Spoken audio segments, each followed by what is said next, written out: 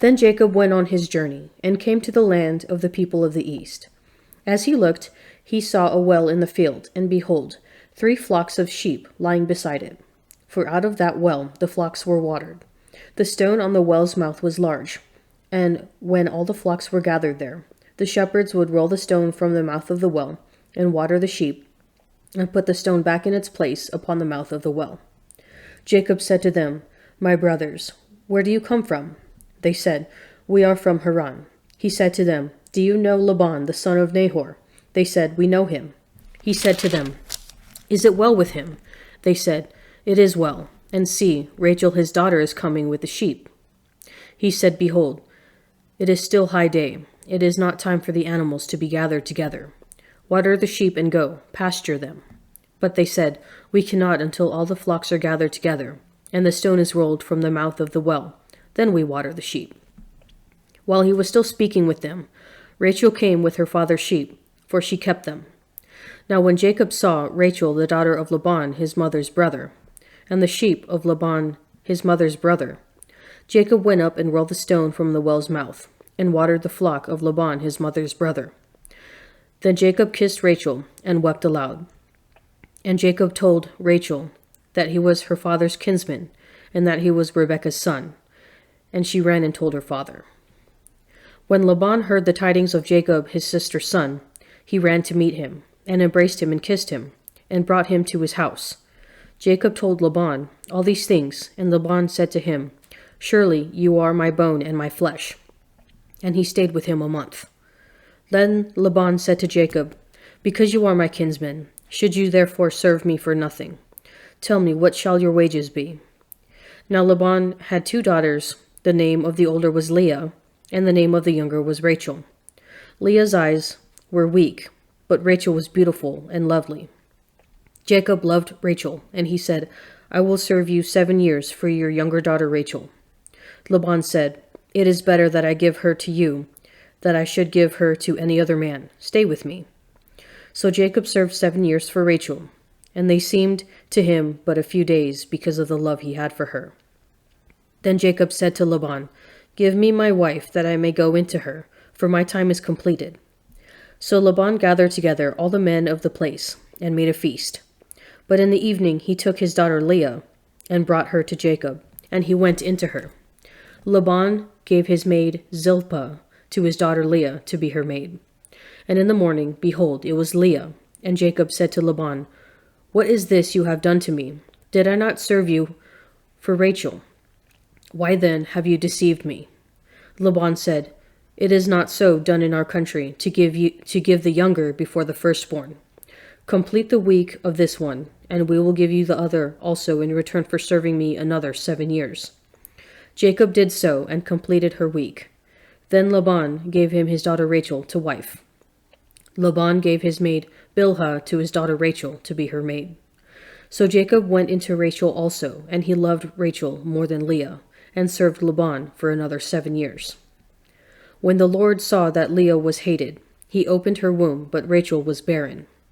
And Leah conceived and bore a son, and she called his name Reuben, for she said, "Because the Lord has looked upon my affliction, surely now my husband will love me."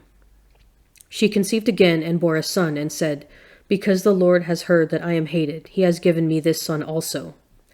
And she called his name Simeon. Again she conceived and bore a son, and said, "Now this time my husband will be joined to me, because I have borne him 3 sons." Therefore his name was called Levi. And she conceived again and bore a son, and said, "This time I will praise the Lord." Therefore she called his name Judah.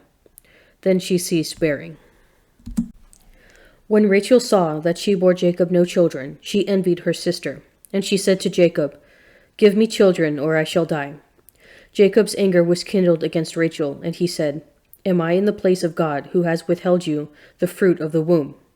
Then she said, "Here is my maid Bilhah. Go into her, that she may bear upon my knees, and even I may have children through her." So she gave him her maid Bilhah as a wife, and Jacob went into her. And Bilhah conceived and bore Jacob a son. Then Rachel said, "God has judged me, and has also heard my voice, and given me a son." Therefore she called his name Dan. Rachel's maid Bilhah conceived again and bore Jacob a second son. Then Rachel said, "With mighty wrestlings I have wrestled with my sister and have prevailed." So she called his name Naphtali. When Leah saw that she had ceased bearing children, she took her maid Zilpah and gave her to Jacob as a wife. Then Leah's maid Zilpah bore Jacob a son, and Leah said, "Good fortune." So she called his name Gad. Leah's maid Zilpah bore Jacob a second son, and Leah said, "Blessed am I, for the women will call me blessed." So she called his name Asher. In the days of wheat harvest, Reuben went and found mandrakes in the field, and brought them to his mother Leah. Then Rachel said to Leah, "Give me, I pray, some of your son's mandrakes." But she said to her, "Is it a small matter that you have taken away my husband? Would you take away my son's mandrakes also?" Rachel said, "Then he may lie with you tonight for your son's mandrakes." When Jacob came from the field in the evening, Leah went out to meet him and said, "You must come in to me, for I have hired you with my son's mandrakes." So he lay with her that night, and God hearkened to Leah, and she conceived and bore Jacob a fifth son. Leah said, "God has given me my hire, because I gave my maid to my husband." So she called his name Issachar. And Leah conceived again, and she bore Jacob a sixth son. Then Leah said, "God has endowed me with a good dowry. Now my husband will honor me, because I have borne him 6 sons." So she called his name Zebulun. Afterwards she bore a daughter, and called her name Dinah. Then God remembered Rachel, and God hearkened to her and opened her womb. She conceived and bore a son, and said, "God has taken away my reproach." And she called his name Joseph, saying, "May the Lord add to me another son." When Rachel had borne Joseph, Jacob said to Laban, "Send me away, that I may go to my own home and country. Give me my wives and my children, for whom I have served you, and let me go, for you know the service which I have given you." But Laban said to him, "If you will allow me to say so, I have learned by divination that the Lord has blessed me because of you. Name your wages, and I will give it." Jacob said to him, "You yourself know how I have served you, and how your cattle have fared with me. For you had little before I came, and it has increased abundantly, and the Lord has blessed you wherever I turned. But now when shall I provide for my own household also?" He said, "What shall I give you?" Jacob said, "You shall not give me anything. If you will do this for me, I will again feed your flock and keep it. Let me pass through all your flock today, removing from it every speckled and spotted sheep and every black lamb, and the spotted and speckled among the goats, and such shall be my wages. So my honesty will answer for me later, when you come to look into my wages with you. Everyone that is not speckled and spotted among the goats, and black among the lambs, if found with me, shall be counted stolen." Laban said, "Good, let it be as you have said." To the choir master, a psalm of David. How long, O Lord, will you forget me forever? How long will you hide your face from me? How long must I bear pain in my soul, and have sorrow in my heart all the day? How long shall my enemy be exalted over me? Consider and answer me, O Lord my God. Lighten my eyes, lest I sleep the sleep of death. Lest my enemies say, "I have prevailed over him." Lest my foes rejoice because I am shaken. But I have trusted in your merciful love. My heart shall rejoice in your salvation. I will sing to the Lord, because he has dealt bountifully with me. And Jesus went about all the cities and villages, teaching in their synagogues, and preaching the gospel of the kingdom, and healing every disease and every infirmity. When he saw the crowds, he had compassion for them, because they were harassed and helpless, like sheep without a shepherd. Then he said to his disciples, "The harvest is plentiful, but the laborers are few. Pray therefore the Lord of the harvest to send out laborers into his harvest." And he called to him his 12 disciples, and gave them authority over unclean spirits, to cast them out, and to heal every disease and every infirmity. The names of the 12 apostles are these: first, Simon, who was called Peter, and Andrew his brother, James the son of Zebedee, and John his brother, Philip and Bartholomew, Thomas and Matthew the tax collector, James the son of Alphaeus, and Thaddeus, Simon the Cananean, and Judas Iscariot, who betrayed him. These 12 Jesus sent out, charging them, Go nowhere among the Gentiles, and enter no town of the Samaritans, but go rather to the lost sheep of the house of Israel. And preach as you go, saying, The kingdom of heaven is at hand.